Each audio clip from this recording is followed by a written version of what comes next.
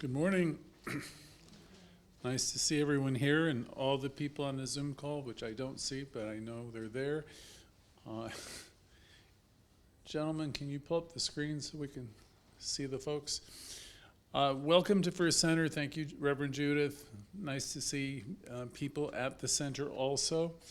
I want to start with a reading. This is something that came from the Old Testament. Of course, I'll reword it a little bit. For surely I know that the plans that I have for you, says Source, plans for your welfare and not for harm, to give you a future with hope. Robert Frost wrote, "The first thing I do in the morning is to make my bed, and while I'm making my bed, I'm making up my mind as to what kind of day I'm going to have." So he's setting an intention. To my conscious awareness, I too set forth a plan to infuse myself with the simple essence of mindful, loving thoughts and actions for this day. And I open my heart up to greet the sun in my daily morning meditation. She bathes me with her warmth of vibrating rays, which I carry from here to there. Divine Source guides and measures my every step to match my intention and attention along the way. I feel comfort in the knowingness that I am steeped in this divine grace and Source's protection. My every word is blessed to be a success as it returns to me fulfilled. Today I move forward knowing that this Source, this God, has placed rose petals and orange blossoms along my path. I move intuitively in peace to bless all whom I meet today. I know the day will end in fruitful and inspiring ways, no matter how, and come what may, it's my kind of day. It concludes with, the affirmation it concludes with is, I'm moving, I'm flowing with the wind on high alert. Whether I'm in total silence or singing off key, my intention is to be my greatest me. So here we are again. We're here reminding each other of the truth. We're reminding each other of what we call the law, the way it works, how it works. We're reminding you always that we have a power and a presence that's where? That it's in us, it's around us, it's operating through us, and always responding to us. This talk is one, I think, initially that came from Rev Wade Adkisson, which I think I worked with 2 or 3 years ago. And it was entitled, Raise the Curtain. It's also been called Begin Again. Do you remember it? No. Raise the curtain is an idiom meaning to begin or commence something. You're at a show, the curtain comes up. It's time to raise the curtain on our teaching, and I can show you how, and I can coach you. We do that every week. We give you lots of suggestions. I'm talking about a secret that seems to be kept from most of the world, but that some of you have who are in attendance here or on the Zoom call. One that sadly we often forget. I mean, here we are, we're these beings of incredible light and wonder. And we teach you here week by week that you have it, right? That you have it inside you. And I teach it to myself too. And then, as Louise would say, but we forget.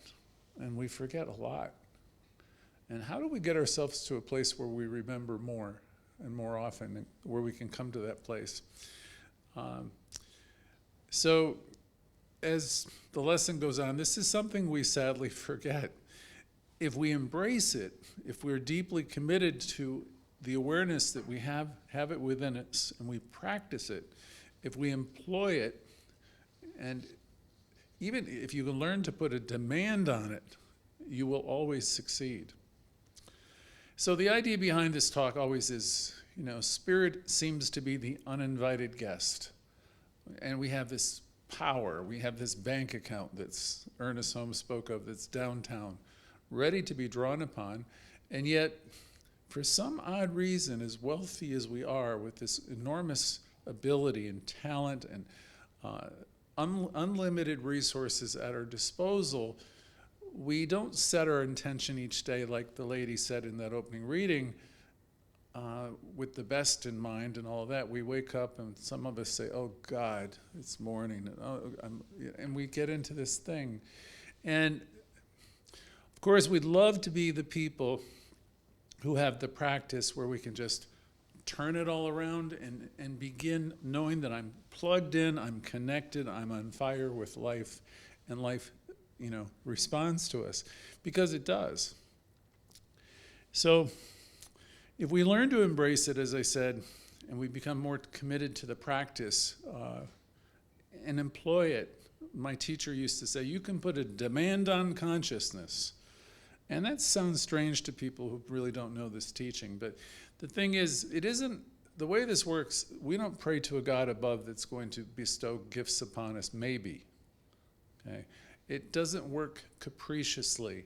It doesn't work willy-nilly. Your life shows up as a result of your consciousness. So you can put a demand on it. And if you do, and if you persist, you will always succeed. Reverend Ike, we're fond of quoting him with this line, you just can't lose with the stuff we use. It's one of his famous lines. But it's corny, but it's very, very true. To the extent you could really work it and stay with it, even if you get off track, you get back on track and you just begin again. And if you're persistently practicing, your world will turn, your life will shape up, it will be different.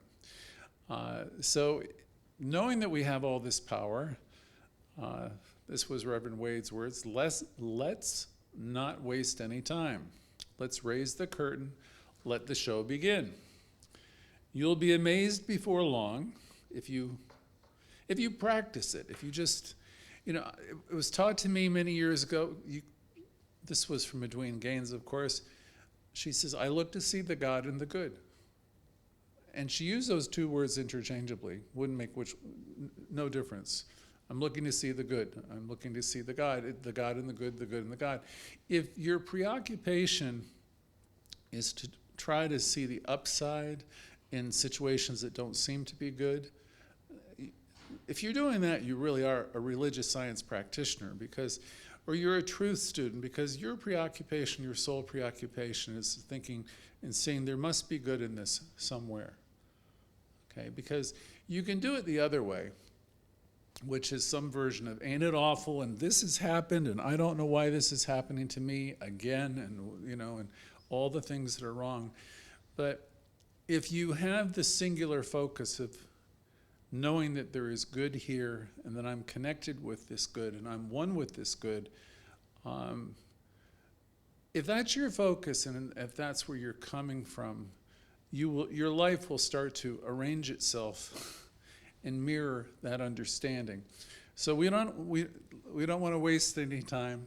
Let's raise the curtain so our show can begin. Your show doesn't have to be a playing out of old ideas that you've been nurturing for many, many years. It can be something very new, and you have the ability to have it be very different. You'll be amazed before long. With a little bit of persistent practice,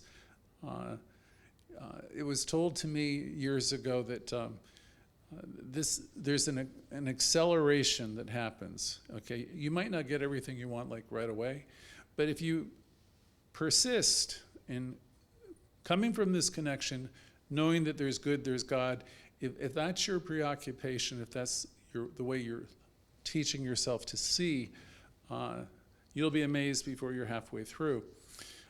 Again, you have the power. By that I mean you are an individualization of this one source. We talk a lot in this teaching about the word oneness. I've been hearing it for 30 years. It was the third year class that I was in that's always spoke about is oneness. So if there's oneness, what does that suggest? What does that really mean? Well, different teachers talk about it a different way. Deepak Chopra would say we live in a unified field. Okay, that was one way of thinking of it. And what he was meaning is we live and we breathe and we move in this thing. A lot of people don't like calling it God anymore, so you can call it whatever you want to call it. There's an energy that we live in, and this energy permeates everything and everyone. As I look at all the people sitting here, I understand that each of you are spiritual beings and you're filled with energy. And I understand everything in this room is filled with energy. And all the people who are on the call, every last one of you, you're also part of the same energy. We say it's kind of like our little saying, there's not a spot where it isn't. In the old days, we'd say there's not a spot where God is not. So as you start to contemplate this idea of oneness, eventually a realization comes upon you that this thing is in everything. Animate or inanimate, animal, mineral, any place your mind can go. There's not a spot where it isn't. So we want to raise the curtain on this awareness. When we look at things that seem to be contrary or other, or we might want to label them as bad or good or some other type of label, you're always looking at things that are in fact part of this unified consciousness. I live, I move, I have my being in it, I'm a part of it. The thing also that's interesting about it, or was interesting about it to me years ago, when I was studying Emerson, someone said in those classes, if not Emerson himself, the universe itself is always wooing us. And that was an interesting idea. If you can think of yourself being wooed, there's something and someone that's always attempting to get your attention. I know when I've done something or said something that doesn't seem right. Nobody really needs to tell me, because there's something within me that already, you know, you don't have to be found out, And you can call that a conscience, you can call that a lot of things, but you know and you know that you know. And the thing is, we are beings that have tremendous knowledge, though we sometimes will say things like, I don't know what to do, I don't know. I was very well corrected probably 3 decades ago by a great teacher. And it wasn't just to me, it was to all of us in the class. And he said to us, you know and you always know. You know what to do. Now you might say, because you don't want to make a decision, you might say, I don't know. But he very well said to us one class, he said, there is that which is within you that knows. So if you sit with just about anything and you ask yourself a question or two, what's going to come to you is going to come directly from that part of you that does know. So we do know. If we can slow it down, if we can take a pause and we can ask ourselves some important questions.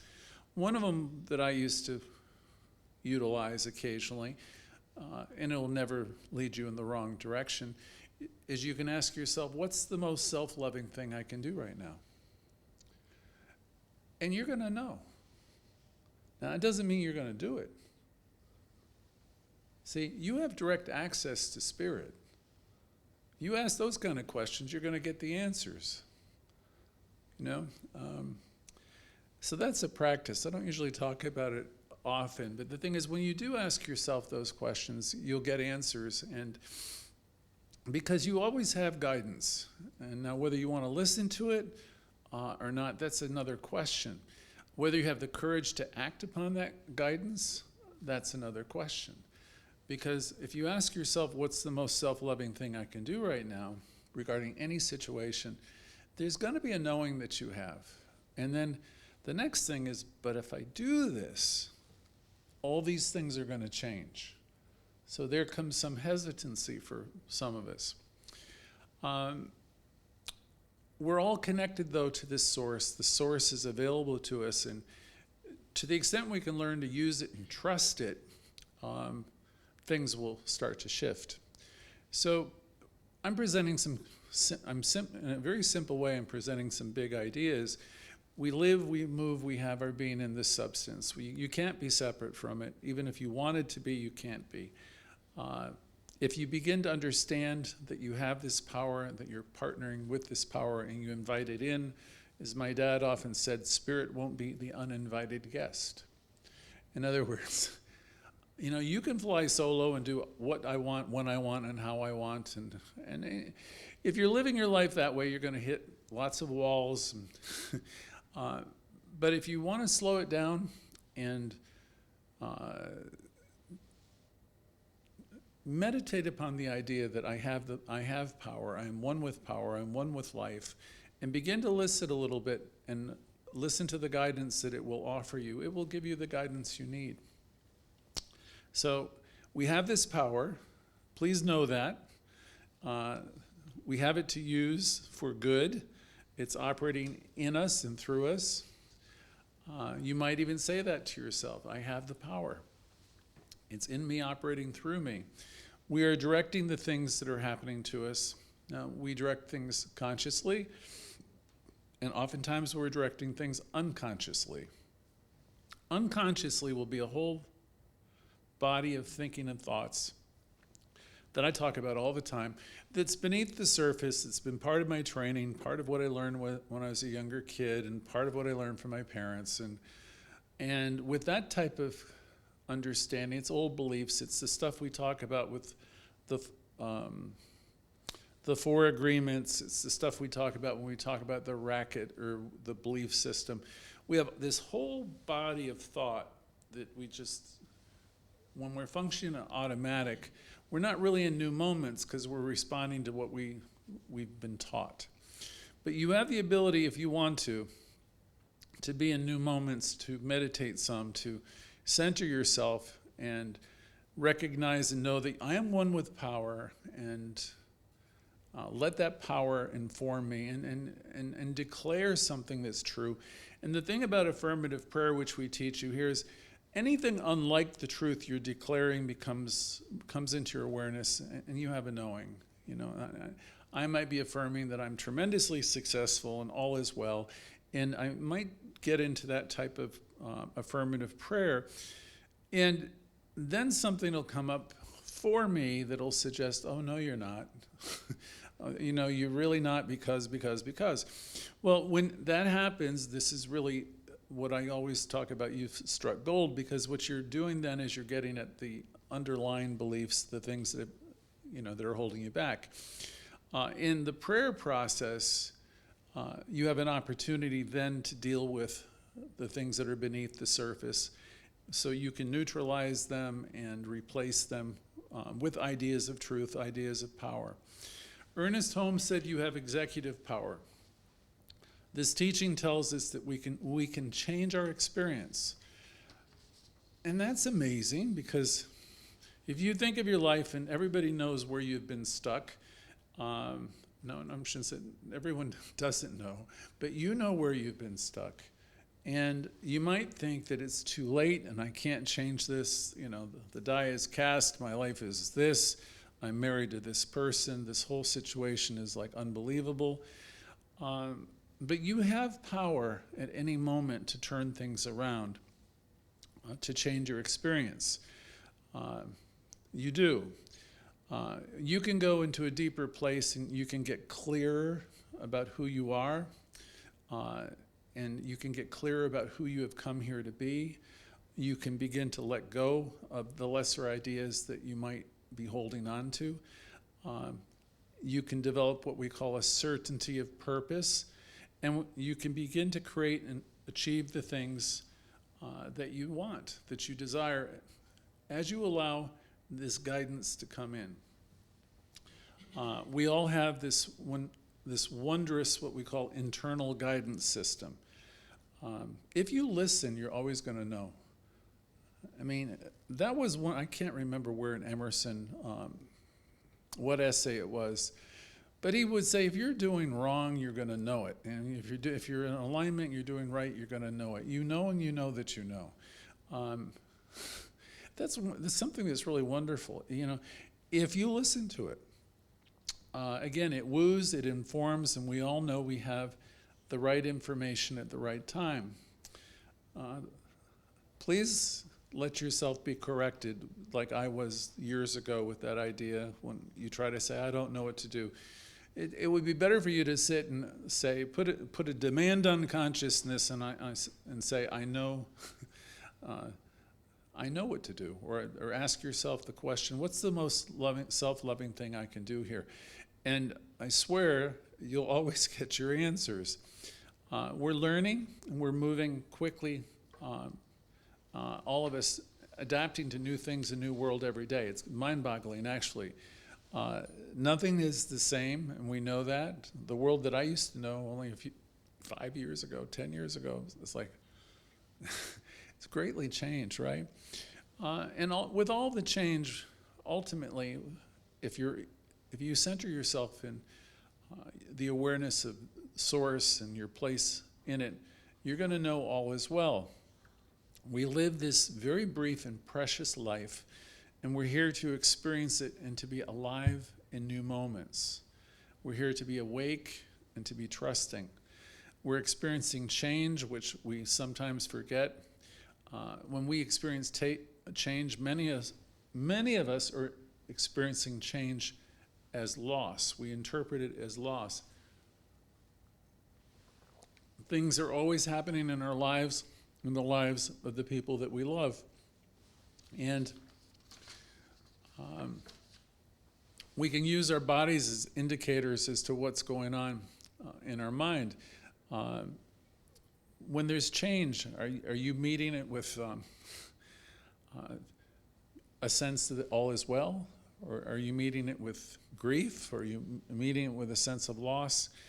One thing as adults, most of us come to grips with is change is a constant in life. Occasionally you hear me quote this pre-Socratic Heraclitus, who said, you can't stand in the same river twice. You really can't go back to anything. You're always in a new moment. That takes something, it takes a bit to really grasp that and understand, I can't make people do anything, and I can't make those old relationships be what they used to be. I can't make the job be what it used to be. I don't have the power to change the past, and I don't have the power to change people. Raymond Charles Barker had a famous talk on that, of how to change people, and I told everybody before, huge turnout that day, because they all wanted to know how to change people. And then, of course, he taught you in that lesson that you can't. So it was a hook to get them all in. So as we listen to our bodies and we're going through change, we know whether we're going with the flow or if we're in resistance. Something you could just check yourself out with, do you generally feel optimistic? Do you have a positive attitude? Do you have positive expectancy?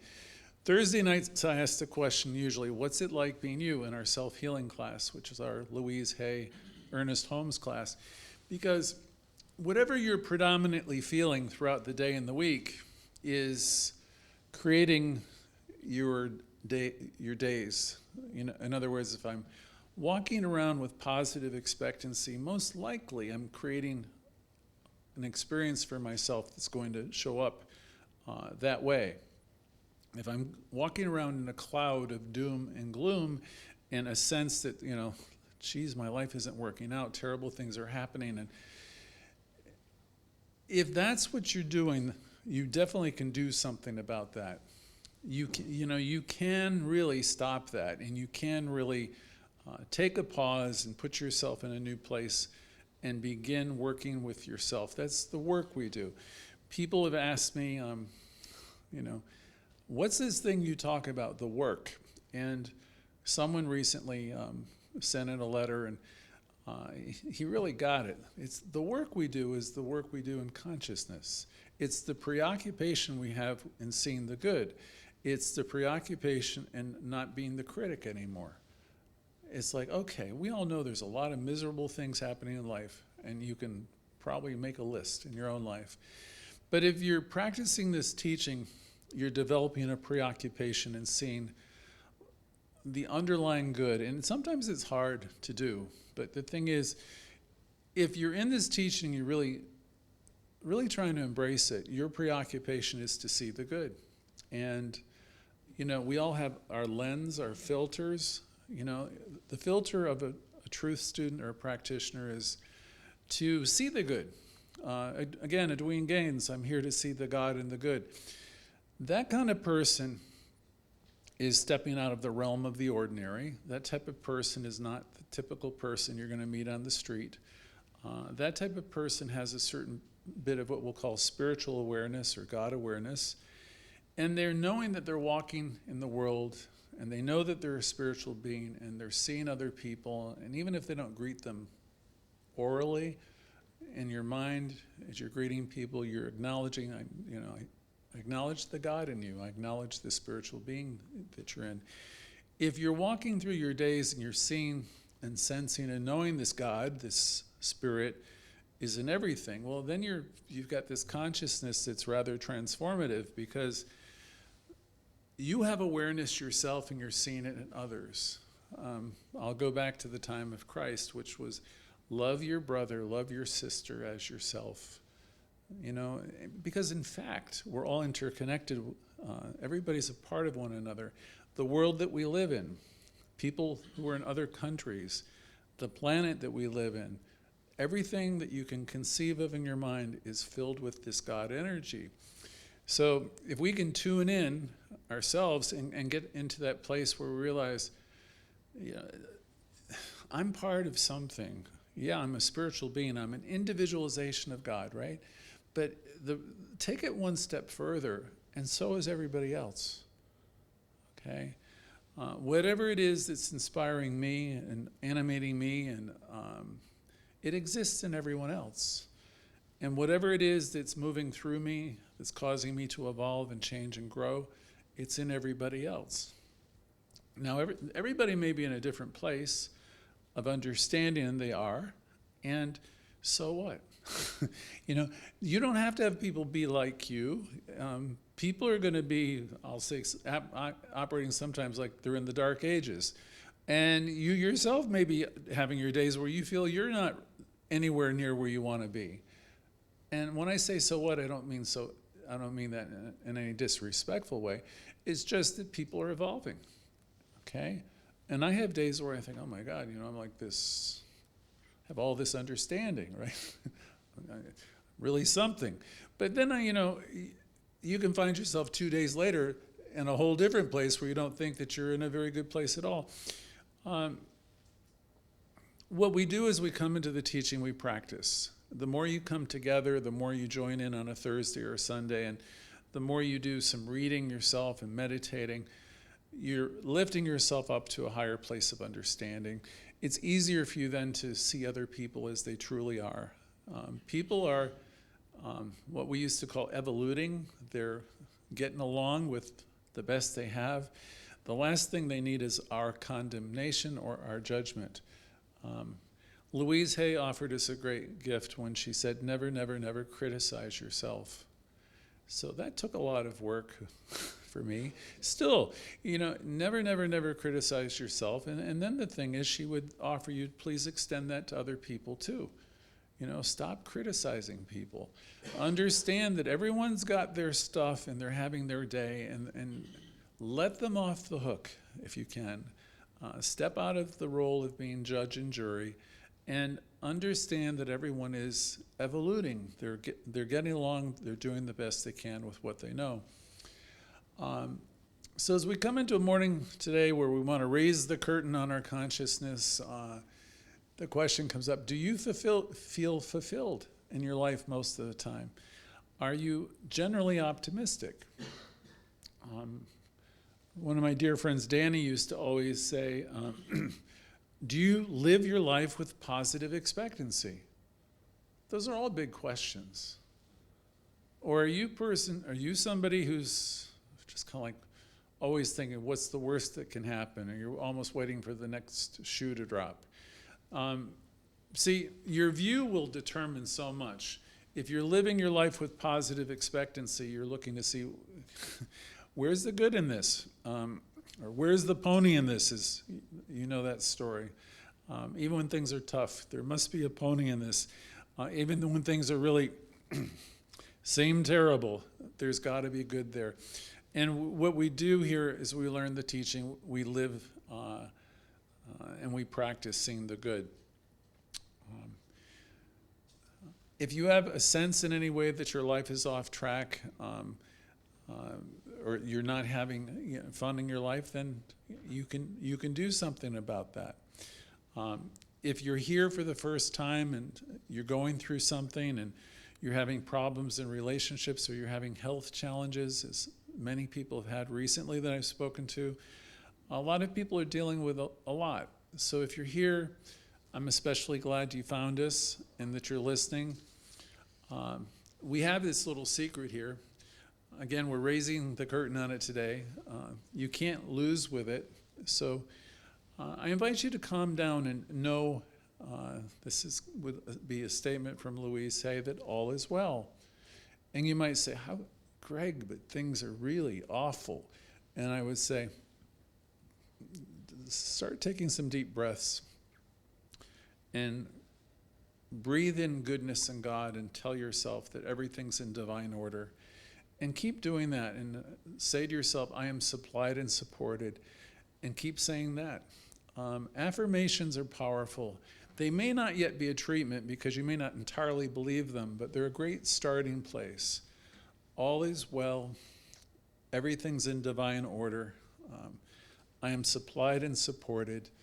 Now, those three are affirmations I've been using for at least 3 decades.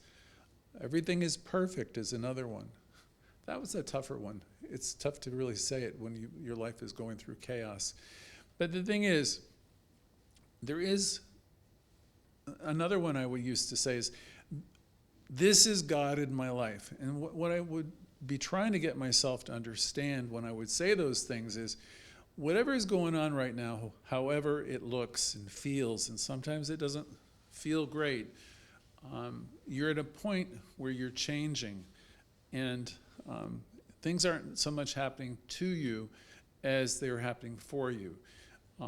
As you develop this consciousness that everything is working out and all is well, you're going to start to have these internal shifts, and you're going to begin to let go, and you're going to begin to trust more. You've heard the word serendipity before. It's kind of like when you're in the flow, everything seems to magically happen. When we're in the flow of things, we start to experience more joy, and we get filled with positivity. As you begin to work with these affirmations that I'm suggesting today, knowing that all is well and that everything's working out, and as you challenge yourself to see the good in people, places, and things, what you're doing, the old teachers would say, is you're opening up avenues in mind. As I begin to know I'm one with the one, and I'm supplied and supported, and I look at people not as adversaries, but as children of God, and I'm clearing up a lot of things so I can see them as such, and I can know the truth. If I do it the other way, I could hold on to a story. Now, you know you've done it, where you have this thing going on that's like a resentment towards a person. You just got this thing you're hanging on to. How does that work out for you when you do it? You're hanging on to it. I got some family issues that people have been holding resentments for, I don't know, at this point, I think since really about 12 or 14 years. Silly stuff. A couple instances this year, I've just picked up the phone and started talking to them. We were talking like nothing happened. You can do that in so many ways, or you can just stay stuck in these places where, it's not particularly enlightening. And don't wait for the other person to do it. It's the only thing I can say. Because I learned along the way, whoever has the consciousness to connect really is the one that ought to connect. Because you might think in some type of interaction that you were right. That's always a mistake. You might think, I'm right and they should do something, right? And so many months, weeks, months, and years can go by where you're thinking you're right. And it's much easier. I shouldn't say easy, because if you make the effort, you send the card, you pick up the phone. You may not get what you want in terms of a response immediately, but the thing is, you're going to immediately feel better for having made the effort. I remember from, I think it was the Four Agreements, I refuse to be offended. It's a great line. So basically what you're going to, in your consciousness, again, there's not a spot where God is not, right? So I don't want to have any resentment living in me. As soon as I find one, nobody's going to take that away, right? Except for who? So I want to have that consciousness that's bigger than the problem.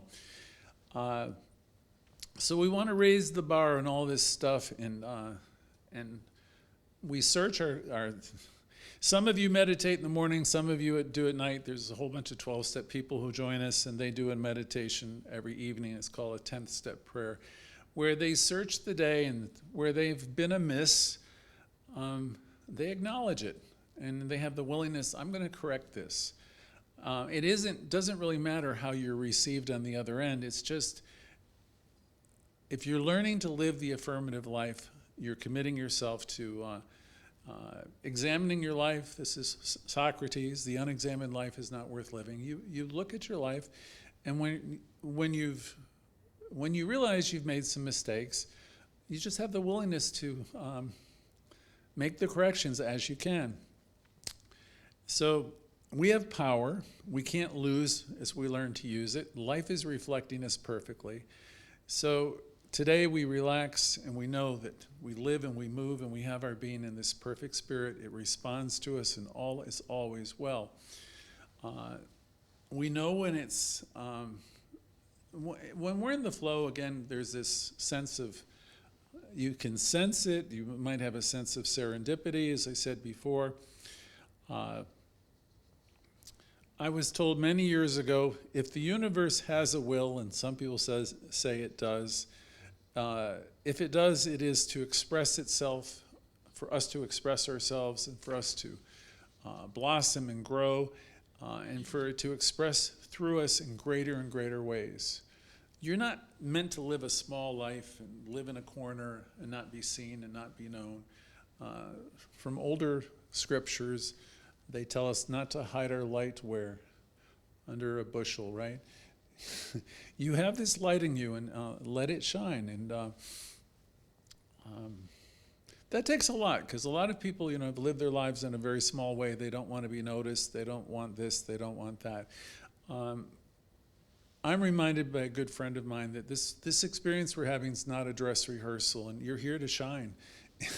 So start shining, and that might involve working with your inner dialogue. Again, I love, accept, and approve of myself exactly as I am was Louise Hay's famous affirmation. I love, accept, and approve of myself. Bill Tolver, my old teacher, used to say, God doesn't make junk, and why do you keep thinking of yourself as less than? And so when we come into this teaching, we're always inviting people to make those steps towards self-acceptance and self-approval. Even if it's not mirrored in your life everywhere, start with you, because if you begin with you, then it will be mirrored in your life. We forget, most of us, many of us anyway, that we are spiritual beings. We're here to learn, right? I was taught that this is a schoolhouse, and so we have lessons all the time, and I don't think we ever stop learning. That's one thing about life. You can be 8 or you can be 80. Life can be very interesting if you're open to learning. When you shut it all down and you say to yourself, I'm done with this person, I'm done with this situation, I'm done. And you have all these very strong opinions, you unknowingly are shutting yourself out. You're shutting things down. You're shutting life down. So the suggestion would be is for you to try to be open and receptive to what shows up each day, to experience life with fresh eyes, and to know that there's God in this, there's good in this. Ram Dass taught me years ago in his book, Be Here Now. The whole emphasis is forget all that stuff from yesterday. Just stop all that racket and to be wholly present in this day and let yourself be amazed. Well, you can be amazed if you come into this day and you don't have a whole story. I can have a story about all kinds of people, and I can encounter them. And if I had to be honest, how can I be in a new moment with anybody if I'm carrying around this whole story about them? I might say, well, I'm this religious science practitioner, and I know truth and I practice truth, but it's all baloney. It doesn't mean a damn thing. If I'm carrying around a bunch of mess, there's a woman who used to be here, her name was Mary. She'd always say, you're carrying around a lot of mess. If you're carrying around a lot of mess, you really can't be calling yourself a religious scientist or a practitioner, because what you have is you got this cloud of crap that, how can I behold the God, the good, if I'm carrying around a bunch of stuff? So it's always incumbent upon me to be in a new moment and say, I release it, I release the need for it, and I center myself in this awareness that there is this presence, this power, and I want to let go of every kind of judgment that I have about anybody. I want to, because whatever I'm seeing in other people as missing and wrong is some unhealed aspect of myself that I'm clinging to. I so well remember 1980 when I went into a 12-step program, and I was young and younger, and I was smart, and I had some training. And inside of a few months, I could see what was wrong with everybody in those rooms. Now, that's a problem. I really could. I could tell you everything that was wrong with all of them because I was a good listener.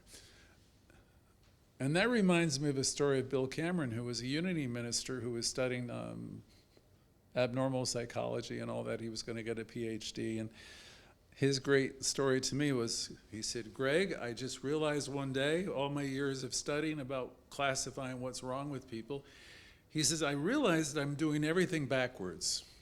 He said, I absolutely do not want to live my life seeing what's wrong with people.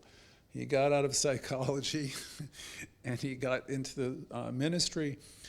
He says, it's like I was hit like a lightning bolt, like Paul on the road to Damascus. He says, geez, he says, I do not want to live my life being analytical and seeing what's wrong and what's missing. He says, I'm here to understand what's good and what's true of myself and of other people. So we live in these places where we have all these opinions, and sometimes we're closing doors, we're shutting people out, and we're holding ourselves back because we don't get the bigger picture. I can remember reading the Celestine Prophecy when I was younger. It's a book by, I think his name was Redfield, and the suggestion was to attempt it, and there were different manuscripts in that book, which were spiritual lessons, which the attempt is to try to see the long view. Because you can be in any given moment and think something's terrible, but if you look back on your own life, where you had gone through tough times, there's been amazing lessons that have been available for you. And in fact, those tough moments were really some of the defining moments that have brought you to where you are now. Somehow we've got to bring that awareness into our consciousness and know, no matter what it looks like, and no matter what we think is happening with some person or situation, that there's good at hand, there's God at hand. The universe has been evolving along now for many centuries, many thousands of years, and it's always unfolding in corrective ways. It's moving forward in ways that we don't understand. We don't necessarily understand why things are happening, but we have a certain faith that things are unfolding in perfection. So we want to remember that. Sometimes we forget that we're spiritual beings here with much to learn and much to experience. We get attached to things, and we get attached to people acting a certain way and being a certain way. Today I suggest that you know with me that the universal life always has your back. The affirmation here is, Spirit always has my back. I'm supplied and supported. We're evolving. Each and all of us are always moving upward and forward. As you practice this teaching, you will acquire wisdom, and you will develop an unshakable faith because you're going to know that life is responding to you. Here's a line from the Course in Miracles, which I always loved. It is this: it takes great wisdom to know and understand that all circumstances, happenings, and events are helpful. That's such a powerful line. Once you come into this teaching, you're really going to acquire, and you practice it, you're going to understand that all events, circumstances, and happenings in life are helpful. The creative impulse that's in all of us is pushing us on through and forward and beyond any of the things that we dwell upon. It's bringing us to new places that we've never been before. And it's always upward and forward, no matter what it seems like. Nobody, as spiritual beings, we're never really lost. Though sometimes we think we are. You can think of the prodigal child. You seem to be cut off and you're off in the weeds. But we're always going to wake up again, and you're going to realize your connection. Again, especially as you're looking backward, you can see things. You can look back at things and you can see how you brought many of these things forward. And all of the things that have happened to you have ultimately been teachers to you and ultimately good. We intuitively know everything's come about to bring us to where we are now, and we know that it's good. And it's all been good all along. So some of you found us today, are new to us, and we want to welcome you to First Center, First Church Religious Science. We bring you these great reminders every Thursday at 7 and every Sunday morning. And you can find our broadcasts also on Facebook and YouTube. Everything we do will be up there within some number of hours. So I invite you to listen and re-listen and invite your friends and join us in person whenever you can. Now, Ernest Holmes, who is our founder, stated that life is expressing itself in greater and greater terms, and it is the nature of life to do this. When we're not expressing ourselves as we were born to, as free beings, most likely we're in some type of resistance to change. And we have a lot of excuses why we do that. Oftentimes we're in resistance to the flow of spirit. Sometimes all that's needed is changing our thinking, or thinking differently about a given set of circumstances. Again, I would always say, I could see good in this. You really can. You have the ability to see things differently if you want to, if you have the willingness. That's our practice in a nutshell. To see and look for the good. To look for it in every kind of situations. Another line from another book: we are not victims of the world we see and experience. We're always free to step out of that, and sometimes it's hard. We're free to step out of that and see things differently, and we're free to be in new moments where we can take inspired action. I want to remind you that your natural self is joyful, playful, confident, trusting. It's here to express love, happiness, and peace. If you've been there before, in those places, you can get back there again, I promise you. It's never too late. If you've never lived your life on purpose, you don't even know what that means, so you can learn to live your life on purpose. I could do a whole talk on that, what it means to live your life on purpose, which we'll do another time. With this teaching, there's a growing awareness that you live, moving, you have your being in this this cosmic stuff. You are a being of light, and you are one with all of life everywhere. And as you grow in awareness that this life responds affirmatively, you'll see it everywhere. Everything is consciousness. Again, that ties back to the idea of oneness. You can take charge of your life by taking charge of your thoughts first of all, and then as you work with your thoughts more, they go into your being, and they go from mere thoughts to beliefs. So we work with our thought. Every thought we think, I want to correct this. So it's been said before, every thought you think is creating your future. That's true, but more than that, it's the tendency of your thoughts that come into your consciousness. It's your consciousness that's really playing out in life, okay? So I'll correct myself. It's the totality of your consciousness. So where do you begin? It's always a good idea of beginning wherever you are with the thoughts you're thinking, and begin the process of challenging yourself to see the God, the good, and neutralizing the negative thoughts. You can do that informally, just catch yourself. You can even make a game out of it, but do the work. And we can teach you how to more powerfully do a prayer process called affirmative prayer treatment. If you want, we will. But you have the power to use, and you can start using it. You can take charge of your life. The power is definitely available. You're definitely using it all the time. And some of you might be saying, I want to know how to do this. And it's not complicated. It's easy. You can call us. We will teach you. We will. I know a few of you want a class on affirmative prayer, so please understand we've heard you. We're going to do one. If you're living in a consciousness of nobody knows what I'm dealing with right now, my health problems, my relationship problems, nobody understands my pain or the hell that you're going through, and the truth is we don't know. We really don't. You're right. But I dare say most of us have been through our versions of tough times and times where people have been sick, or we've been sick ourselves, or we've been treated poorly, and we've just suffered some bumps and knocks, and most of us have experienced some sense of loss and pain.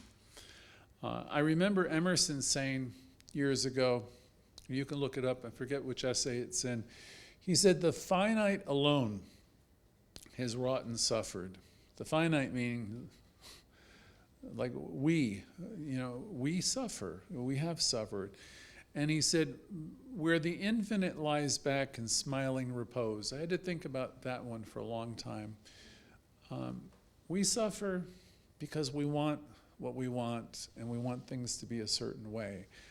And that would suggest we probably aren't trusting life enough. He said, because where the infinite lays back in smiling repose. So I got to learn to adjust myself more to the will of the universe and know that all is well. Because when I'm in a lot of resistance, that means I'm probably in a lot of pain. And this is an invitation to let go and to trust life a little bit more. We want to get to a place where we consistently trust life, a place where we more deeply know the universe has our back. And then we won't be concerned about the things we're concerned about. From Bill Tolliver, we want to trade in some of our lesser ideas. We want to trade in our lesser ideas and for the greater. We want to have a certain knowledge of knowing that we have this, we got this, and that all is well. I like those lines when they're, whenever I see them. I had something for the screen today. I guess it's not playing. We want to trade in some of the lesser ideas for the greater. If we're wanting people, places, and things to behave and be in a certain way, then we're going to have pain, and all of its relatives come in. You can see yourself trading in all of our wants for the reality of life. When you get rid of the wants and you begin to trust, you're going to be free. I have an example. If you're wanting something to work out a certain way with your work, or you're wanting someone to behave a certain way, you're wanting something to happen with a person you love, and it doesn't seem to be working out, to some degree, you're probably feeling a loss or something, or you're feeling badly, and that can be painful. I used to do a class on attachments. Attachments are going to be, I want things to be the way I want things to be. I want this person to get well. I want someone to be healthy. I want this relationship to work better. I want my employment to be better. And if it doesn't work out, then I'll be experiencing some sense of loss or pain. In our teaching, we understand there's nothing that we can do to change the outer circumstance. And you can imagine that there is a sense of suffering. None of this spiritually is real. The suffering feels real, but it goes away as soon as you're able to shift from what you want to what is true or real. There's a line from the Course in Miracles that I used to love, which was, nothing real can be threatened. And so we make these, we begin to understand this. Again, the finite alone suffers, says Emerson. The universe smiles back and is sitting back in smiling repose. We are truth students, and we're learning about these things here. We know that the right people are in our lives right now, and we always trust life enough to let go. We trust life to know that whatever seems to be missing is actually here. That's interesting. You think love is lost? Love is here. Love is all around you. You think, whatever you think is missing, it's actually here. The kingdom of God is at hand. Everything that you could ever want is available to you. So if that's true, then what has to happen? I need to have a shift in consciousness. There is love, and there is, when we change our focus on what we have in truth, then we're going to be much less concerned with the comings and goings, and we're going to realize that life is very fluid. We come to know that everything is happening for us. Our life is unfolding by means of our consciousness. And as we learn to practice seeing the God and the good, which this teaching tells us to do, we're going to be amazed by what we can handle, because we are always connected with guidance and spirit. So today I want to say to everybody, let's let it all go and begin to trust more and more. Let's have the willingness to trade in the lesser ideas for the greater. And someone said to me, well, how do I know if I'm in resistance to the flow? And I'll say, you can feel it when you're in resistance. How do we arrive at clarity and our purpose? How do we achieve it? Spending time with yourself and being quiet with yourself will help. Doing spiritual mind or affirmative prayer, spiritual mind treatments, affirmative prayers will help. Developing a pattern of spiritual practices that fills your life with positive expectancy. That would be of immense value in assisting to getting you back on track. Florence Shin once wrote, "Your word is your wand." So begin having your conversations be on high. I think at this point, since this talk is going over time, I'm being signaled that we should go to a break.